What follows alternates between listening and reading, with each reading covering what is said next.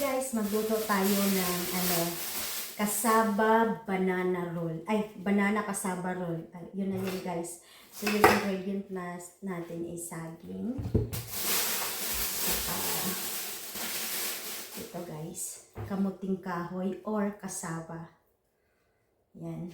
So, anuhin natin. Linisan muna natin.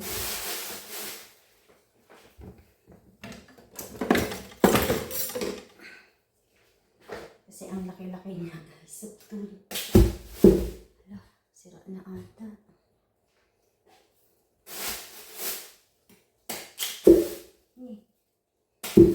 Sira na ata.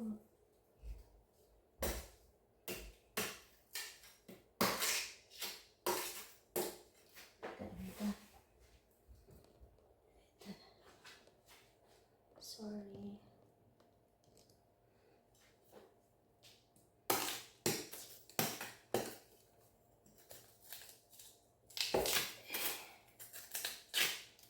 Yan siya guys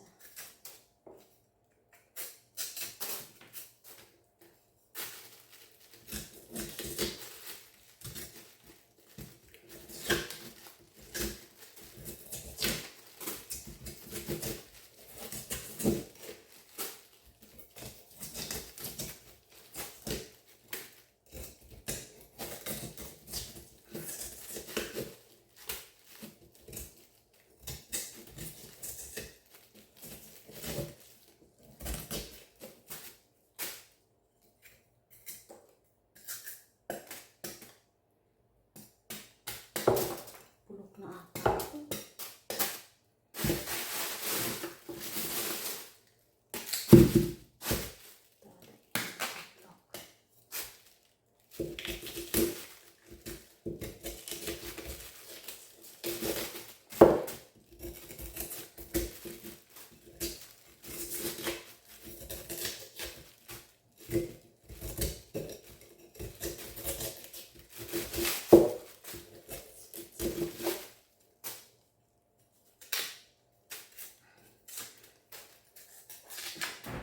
Kayuri natin to siya guys para or shredded.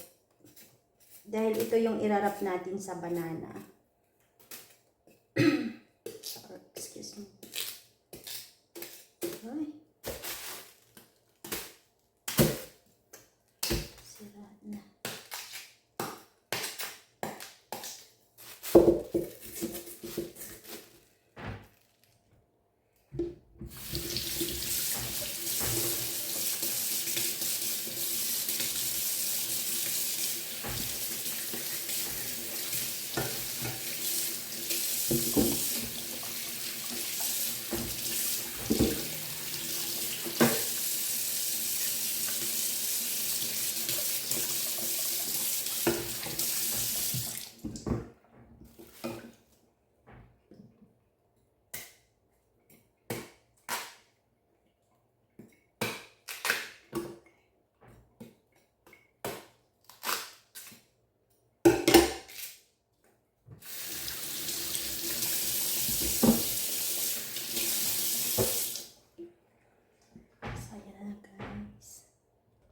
Yung saging natin guys, babalatan na din natin.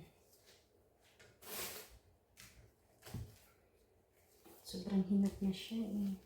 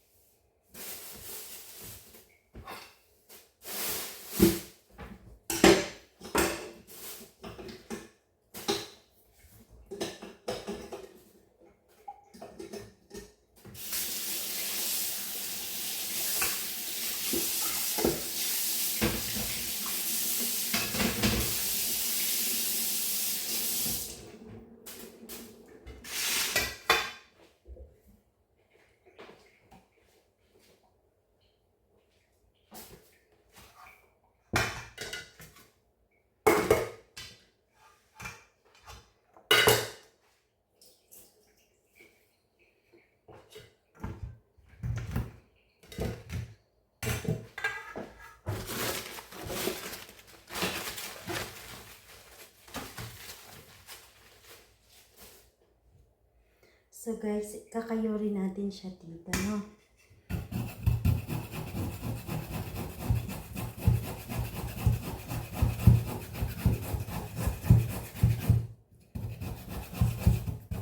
Aray.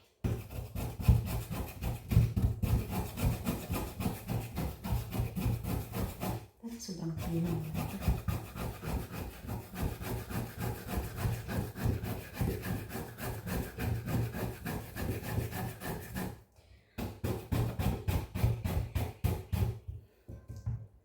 Ayan siya guys, ah. So guys, ito na yung ano natin, gagamitin sa kasaba natin, ay sa saging natin guys. Ito na yung i-roll up natin, i-wrap. Okay. So guys, i-wrap na natin ang ating saging dito sa kinayod ko na kasaba.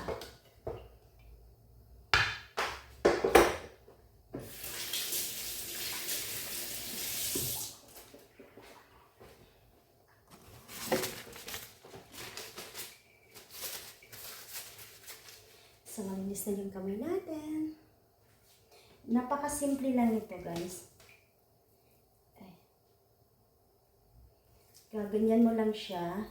Babalutin mo yung saging. Ganun. Hanggang sa hindi na makita yung saging, guys. Irarap mo siya sa kasaba.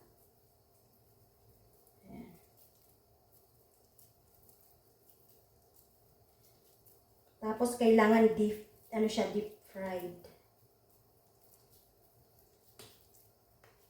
Yata pa siya yung saging. Kunti lang kasi yung kasaba ko, guys. Ayan. Nakita nyo? Hindi nyo na nakita yung saging, diba? Nakabalot na siya sa sa kamuting kahoy. So, ayan. Okay. Ko alam kung ganun lang siya kasimple, guys. Natutunan ko kasi ito kasi yung mama ko gumagawa nito. Ay, makapal ata yung isa. Hindi naka-off siya. Hindi napigaan yung kamuting kahoy, okay lang yun.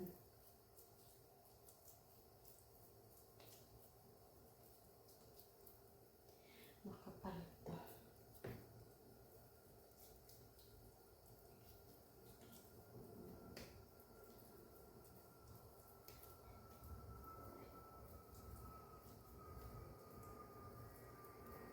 Ayan guys, ah. So guys, tapos na tayo magro-roll hindi nga ako guys. Kasi nagmamadali ako. Tapos na natin i-wrap yung banana sa kasaba. So, lulutuin na natin guys. Tara. Nagpainit na tayo ng mantika. So, hindi na natin lutuin.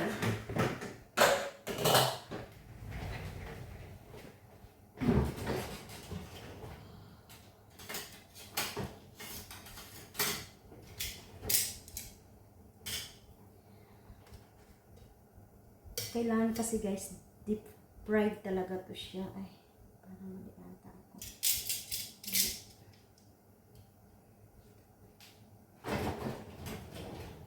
Hindi pala siya pwede na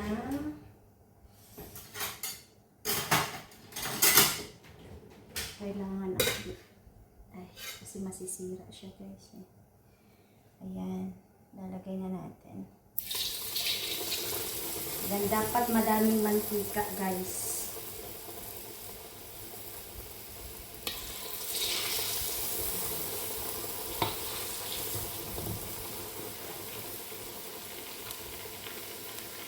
Kainaan lang din ng apoy para hindi mabigla maluto.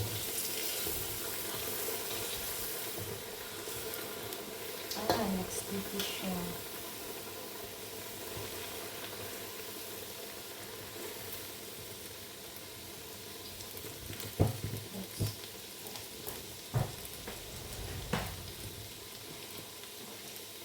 Hintayin natin siya guys. Ayan na siya.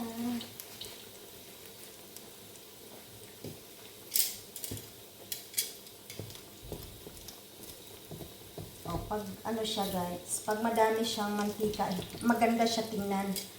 Basta lumubog siya sa mantika para balance yung pagkaluto niya. Wow! Tingnan nito guys. Ayan. So, ito. Tingnan natin. Ganun lang siya kasimple sa totoo lang.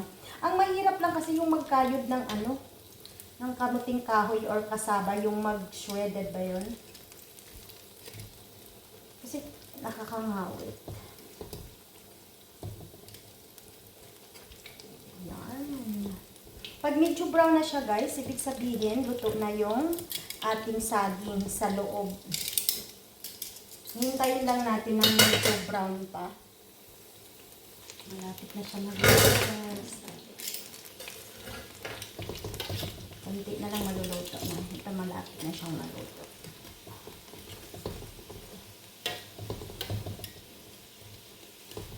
Ayan. Ito malaki kasi siya. Dapat brown. Guys, ito luto na siya. Oh. Kasi brown na masyado. Tanggalin na natin. Ayan. Ganun siya ka brown. Kasi ito din.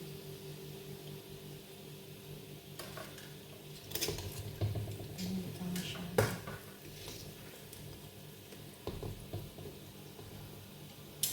Titikman na natin.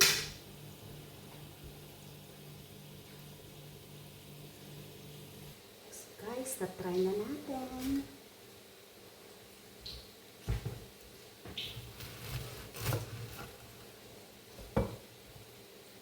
Oh, luto na siya guys. Ayan. So, tapos lalagyan lang natin siya ng tapos guys, lalagyan lang natin siya ng asukal. Ayan.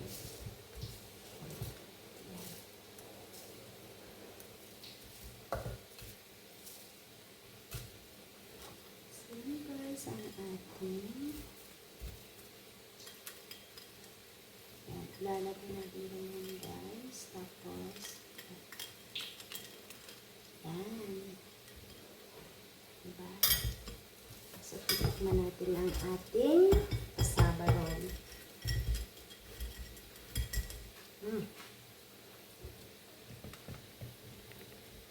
So, guys. So, ay, ano ba yun? Nagkakagulo-gulo na. So guys, ito na ang ating banana cassava roll. Tama ba? Bahala na guys, basta yun na yun. So itatry natin. Ang harap. It's so good.